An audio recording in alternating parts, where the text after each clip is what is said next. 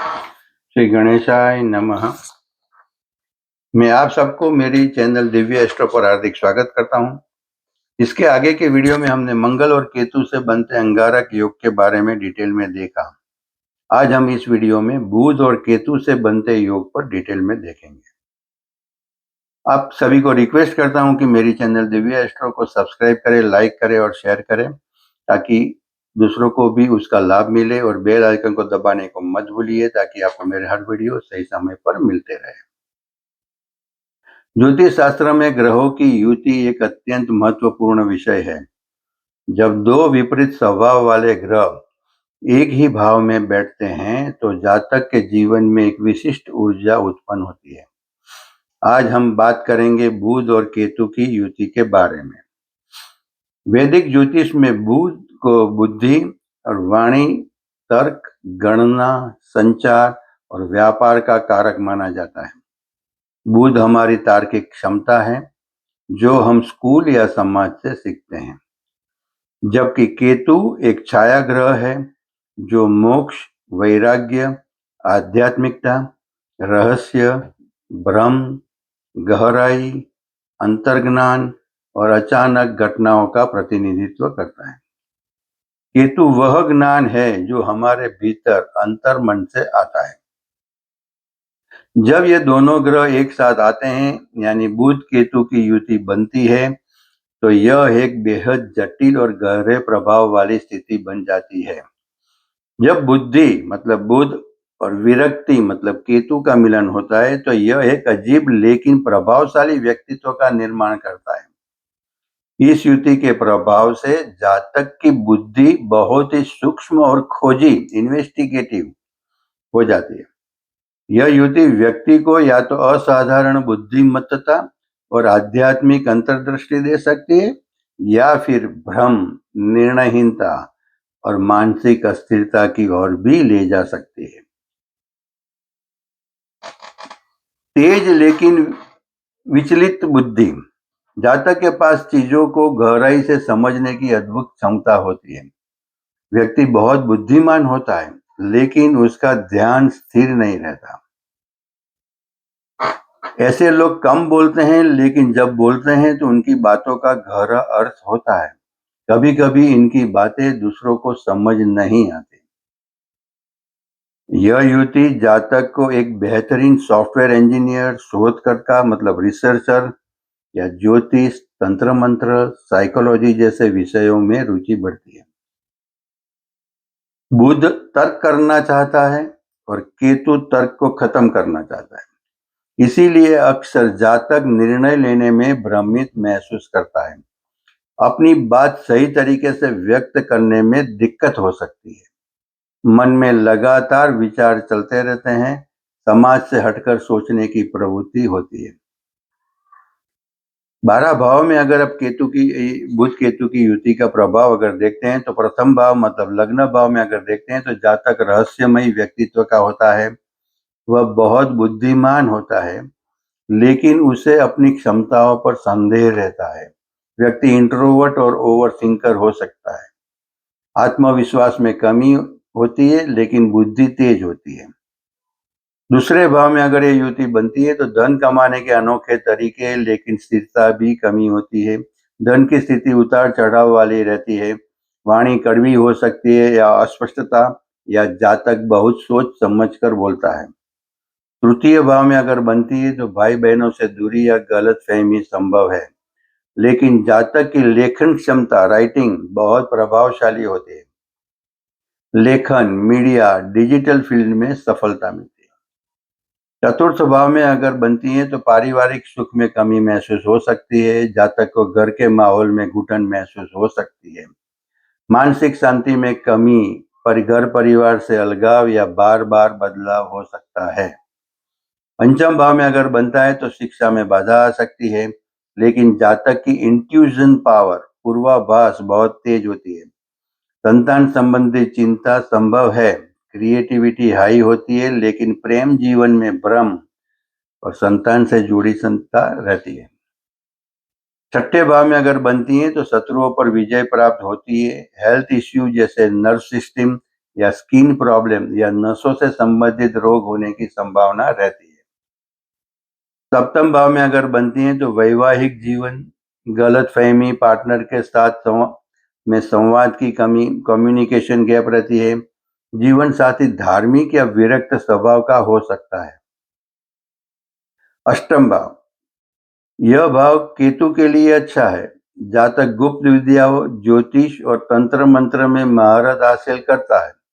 रहस्यमयी ज्ञान, रिसर्च में सफलता, अचानक घटनाएं, मानसिक उतार चढ़ाव आ सकते हैं। नवम भाव में अगर बनती है तो धर्म और आध्यात्म में रुचि, धर्म के प्रति अलग दृष्टिकोण, जातक परंपराओं को नहीं मानता है, वह सत्य की खोज खुद करना चाहता है। गुरु या पिता से मतभेद रह सकता है।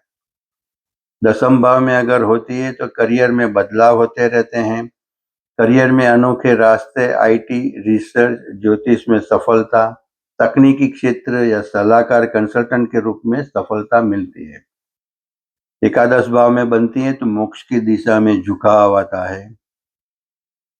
एकादश में भाव में होती है तो इनकम के अनोखे स्रोत होते हैं, लाभ के नए और गुप्त रास्ते खुलते हैं।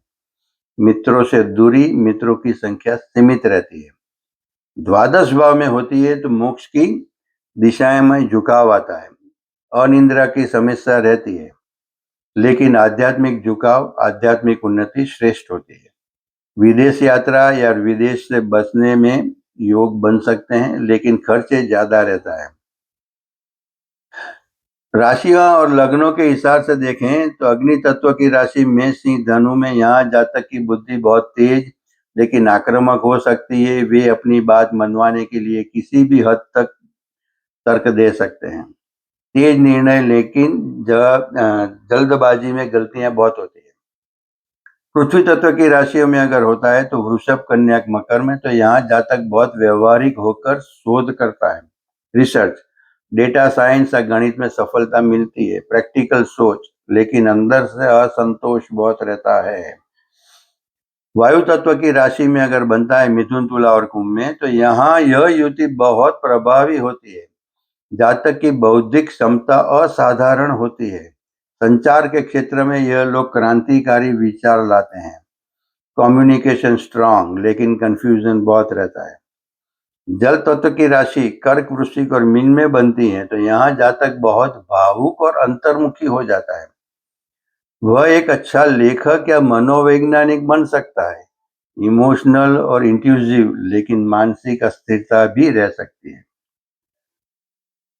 लग्नों के हिसाब से देखें तो मिथुन और कन्या लग्न, क्योंकि बुध लगने से, इसीलिए केतु के साथ होने पर जातक थोड़ा भ्रमित, कंफ्यूज कर सकता है, लेकिन आध्यात्मिक ऊंचाई भी देता है। मिथुन लग्न में मानसिक कंफ्यूजन और कन्या लग्न में ओवर एनालिसिस ज्यादा रहता है। धनु और मीन लग्न में यहाँ बुध मारक या बाधक हो सकता है। केतु के साथ युति स्वास्थ्य और करियर में अचानक उतार चढ़ाव ला सकती है। धनु लग्न मतलब धर्म में संशय और मीन लग्न में आध्यात्मिक उन्नति दे सकता है। मेष लग्न में करियर में उतार चढ़ाव आती सकती है। वृषभ लग्न में धन और वाणी में समस्या क्रिएट होती है। कर्क लग्न में भावनात्मक असंतुलन काफी बढ़ता है। सिंह लग्न में अहंकार और कम्युनिकेशन का इश्यू क्रिएट होता है। तुला लग्न में अगर होती है तो रिश्तों में गलतफहमी क्रिएट करता है। वृश्चिक लग्न में होता है तो रहस्यमयी शक्ति डेवलप होती है। और मकर लग्न में अगर होता है तो करियर में स्ट्रगल रहती है। कुंभ लग्न में एक अलग तरीके की सोच देता है।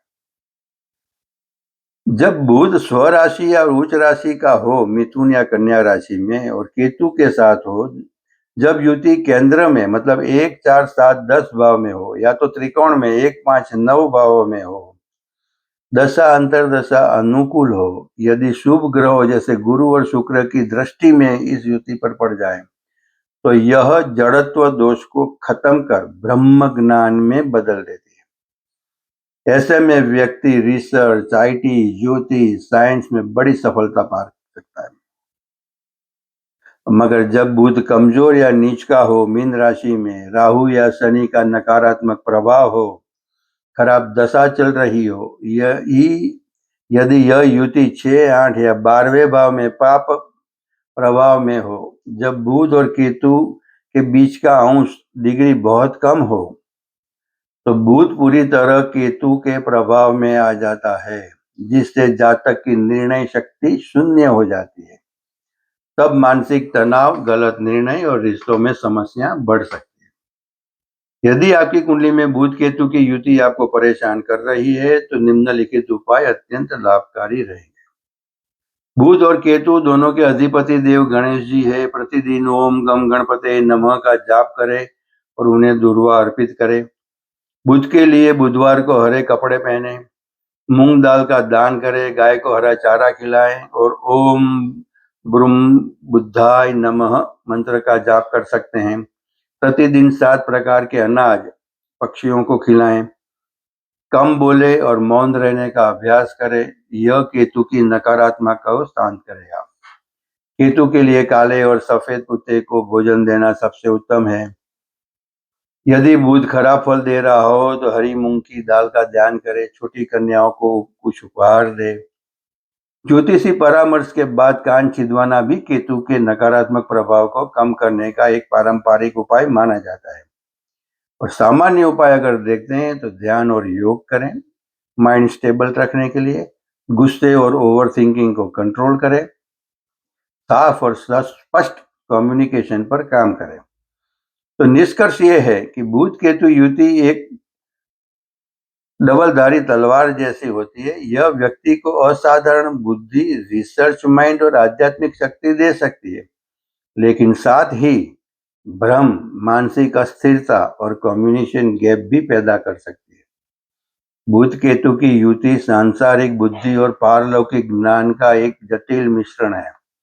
यदि आप अपनी ऊर्जा को सही दिशा में, जैसे शोध, योग या तकनीकी कार्य लगाते हैं, तो यह युति आपको शून्य से शिखर तक ले जा सकती है। बस आवश्यकता है अपने भीतर के भ्रम को मिटाकर स्पष्टता के साथ आगे बढ़ने की। यदि सही दिशा, साधना और उपाय अपनाए जाएं, तो यह युति जीवन में बड़ी सफलता और गहराई दे सकती है। आज हम यहाँ तक देखते हैं। अगले वीडियो में हम गुरु और केतु की युति के बारे में डिटेल में समझने की कोशिश करेंगे। अगर किसी को मेरे साथ पर्सनल कांटेक्ट करना हो, कंसल्ट करना हो, तो मेरा व्हाट्सएप नंबर है +918866222122। आप सभी को फिर से रिक्वेस्ट करता हूं कि मेरी चैनल दिव्या एस्ट्रो को सब्सक्राइब करें, लाइक करें और शेयर करें, ताकि दूसरों को भी उसका लाभ मिले। और बेल आइकन को दबाने को मत भूलिए, ताकि आपको मेरे हर वीडियो सही समय पर मिलते रहे। धन्यवाद। श्री गणेशाय नमः।